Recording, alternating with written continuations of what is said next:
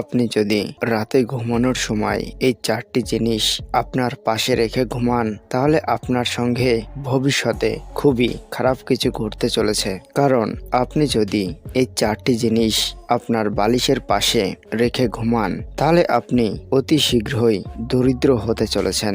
বন্ধুরা, হিন্দু ধর্মে মা লক্ষ্মী হলেন সম্পদ ও সমৃদ্ধির দেবী।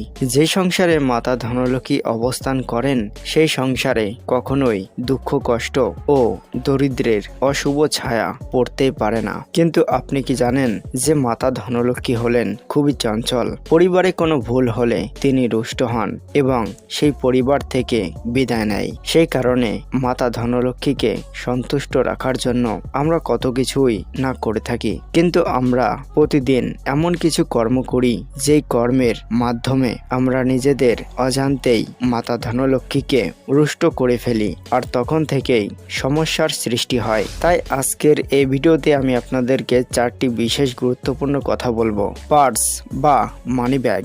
আপনি ভুলেও কখনো নিজের মানি ব্যাগ বা পার্স বালিশের নিচে রেখে ঘুমাবেন না, কারণ আমাদের টাকার ব্যাগে স্বয়ং মাতা ধনলক্ষ্মী বাস করেন।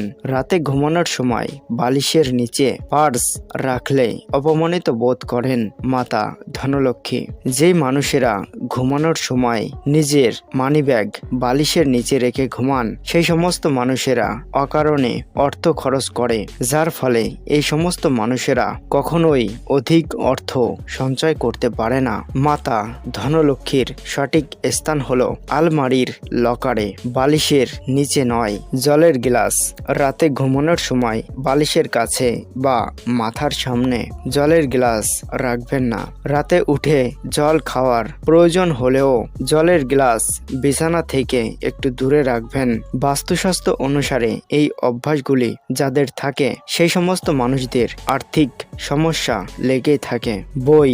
রাতে ঘুমানোর আগে বিছানায় শুয়ে শুয়ে বই পড়ার অভ্যাস আমাদের অনেকেরই রয়েছে, তবে সেটা খারাপ কিছু নয়, কিন্তু অনেক সময় বই পড়তে পড়তেই মাথার কাছে বই খোলা অবস্থায় রেখে ঘুমিয়ে পড়ি আমরা।